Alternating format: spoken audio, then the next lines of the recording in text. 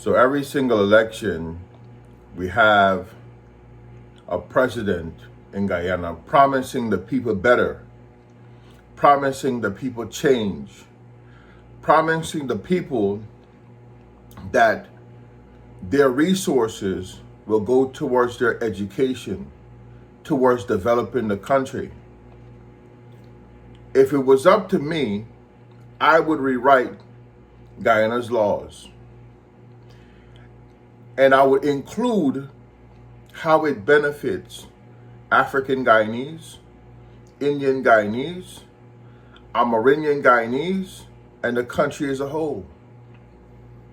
It wouldn't be just promises. I would take actions to get this done because it is important. If we are one Guyana, why are we talking about racism? Why are we talking about the past like it doesn't matter? Why are we blaming just Burnham? Why aren't we looking at Chetty? Why aren't we looking at Jack Dio? Why aren't we looking at everybody who had their hands on our tools and resources and had an opportunity to make a difference? And I have a deeper question. Why don't we build museums and things that we could take our children to so they could understand this rich history? Why are we hiding from it? There's a saying that I like. Those who do not remember the past are condemned to repeat it. Why are we continuously repeating history and making bad decisions for our country? Why aren't we dealing with our seawall? Why aren't we dealing with our drainage problem? Why aren't we taking our country to the next level when it comes to technology? Why aren't we doing so? Let's not blame it on Exxon, on Chevron, or America, because we have the power to make these changes by pushing our government. Just like how America is flourishing, Canada is flourishing, Europe is flourishing, we want our country to flourish too. But it starts with us, the Guyanese people that care, the Guyanese people that want to see a difference in the country. That's what it starts with. But if you don't want to make a difference, or if you just want to talk about making a difference, then sit back and do nothing and watch your children struggle and the next generation struggle. The time for talking is up. We have to be strategic when it comes to our gold, our diamonds, our oil. We must not just think about today, but we have to think about 20 to 100 years from now. Imagine this. As bad as the PPP talk about Forbes Burnham, we have to admit that Forbes Burnham built things, including the PPP.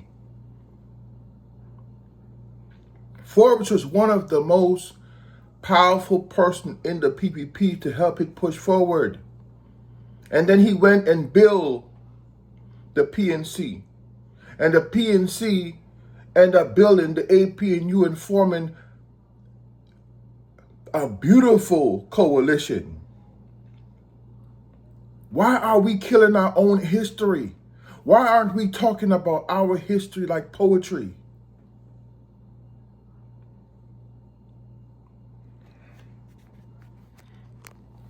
We should be talking about the great Indians, the great Indian Guyanese that came from India and how they shaped the country. We should be talking about the great African Guyanese and what they did to shape the country. And most importantly, we should talk about the Amerindian people who are making a difference, who are going to court and fighting for their rights. We should be having these conversations because it benefits Guyanese, because it benefits Guyana to have this conversation, to have an open conversation about our history. I remember growing up in Buxton, and we used to beat conga drums and dress up in daishiki and sit in circles and talk about our days in Africa, or the days that our ancestors fought to buy the villages that my grandparents grew up in. Or we talked about the women who stopped the train, who protested. Our history is important too. Why are we hiding from it? And the PPP have to stop trying to rewrite history, because you can't. Jack Dio especially talks so bad about Forbes Burnham. But look what Forbes have done for him. Go research what Forbes Burnham have done for Jack Dio. I would tell you, I feel like Forbes Burnham is the father of Jack Dio.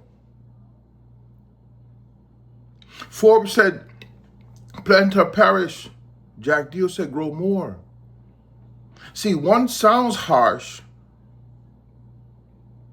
one sounds soft, but it's the same thing.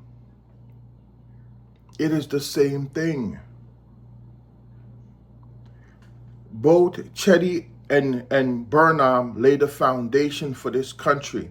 They fought hard. They fought hard in times where Guyana was really struggling with the international community.